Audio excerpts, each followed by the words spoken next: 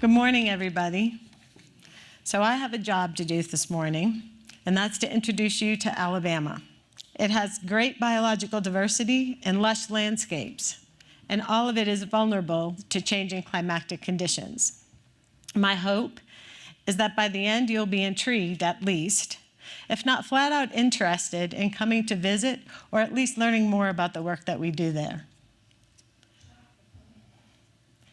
Growing up Italian, dinner tables full of diverse flavors and passions were ingrained in me, as if they were an essential part of my DNA. As I reflect on 20 years of leading a collective impact organization, I realize the chaos and richness of these meals have uniquely prepared me for navigating environmental stewardship in coastal Alabama. Quite an unlikely place for this New Englander.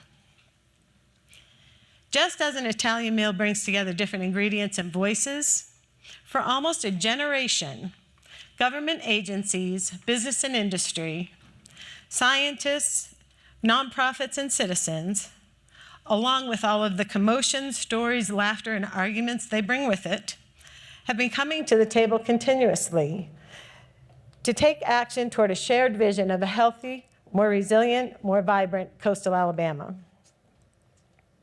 I am the director of the Mobile Bay National Estuary Program. We're one of 28 across the United States. We were created by Congress through amendments to the Clean Water Act in 1987, and we're funded by EPA. This program shares great bipartisan support across Congress, and it was created as a force multiplier for environmental protection by establishing frameworks for collective impact with these nationally significant environmental and economic geographies, albeit without any regulatory authority. We were created to be the carrot to EPA's stick. The MBNEP was established in 1995 and is an organization of over 300 community leaders with a mission to promote the wise stewardship of the water quality and living resources of Alabama's estuaries and coast. We set the table where science, best management practices, regulatory improvements, economic opportunities, and citizen action are seated. A family focused on protecting what Alabamians, whether native or adopted, care about most, our quality of life. Which brings me back to food. If you've ever had the chance to experience the preparation of an Italian feast of the 7 fishes, you would see a chaotic mosaic of people all having designated jobs contributing to one thing, the food. You would see a mother cooking pasta, a father preparing the lobster, a sister stuffing squid, and so on. Then the spaghetti would be served, wine poured, everyone seated and saying grace. Mouths would open, hearts would sing, all of the hard work transformed into this gastronomic delight. Like the preparation of an Italian feast, the MBNEP brings a diverse family of constituencies to the table to craft and implement what we call a Comprehensive Conservation Management Plan, or CCMP. This is like a cookbook for us, which is currently being rewritten for the 3rd time. It's a 10-year, scientifically grounded blueprint for the care of our coast. 10 years, 3 times, 30 years of this work. It includes recipes for measuring environmental trends, improving natural resource management, building management capacity, and fostering stewardship. Why do we set such a big table? To protect what Alabamians care about. Access to the water. Oops, sorry, missed a slide.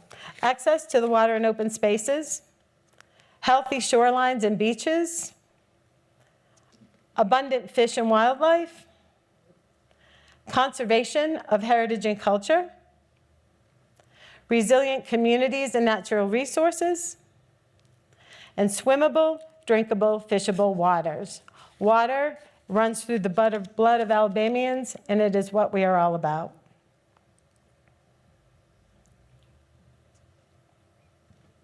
Alabama is a red state, one of the reddest in the country. Known for its conservatism and deep-rooted values, its people cherished nature despite its political landscape. Alabamians love their church, their families, and their communities. And many love to hunt and fish. but they bristle at the liberal word environmentalist. In respect to this culture, MBNEP frames what we do in terms of conservation, of fish and wildlife, of heritage and their local way of life. We listen to traditional ecological knowledge and weave it into restoration and regulatory actions. We seek out opportunities to engage communities, sometimes as volunteers and sometimes as paid labor. We listen. We never stop educating people with the best science available, and we instill hope. MBNEP has earned a reputation of loyalty and getting things done, even when the science does not always align with popular sentiment, or the timing isn't immediate, or we as an environmental organization may be advocating an action that is not necessarily perceived to be environmental. The building of these relationships over decades has allowed us to normalize terms like climate change, resilience, and sea level rise with officials and communities whose trust we've earned. The results? We've kept over 300 community leaders cooking in the kitchen to the tune of almost $1 billion invested in restoration-related activities. We are a small geography. $1 billion of restoration is a lot of money. MBNEP is currently managing over $74 million in projects as I speak. We don't call what we do restoration.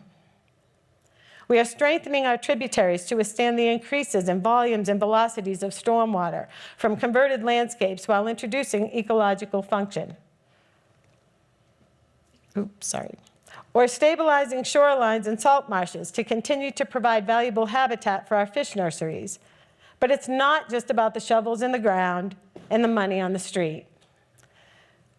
We've collectively fostered a thriving restoration economy, engaging industries from engineering to address litter abatement, to fisheries, where can we grow oysters to actually remove carbon but also feed more people, with potential to expand into other sectors. In addition, local regulations continue to be updated and strengthened, ensuring the roots of environmental degradation are addressed. We focus on local governments because these are the people on the front lines of climate change in Alabama, responsible for the triage on the ground and in the water.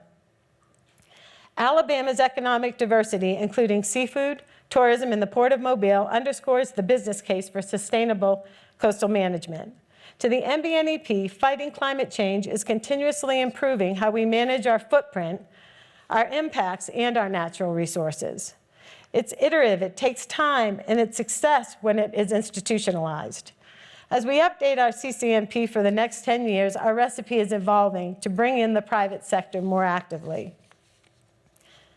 With decarbonization issues, or actions.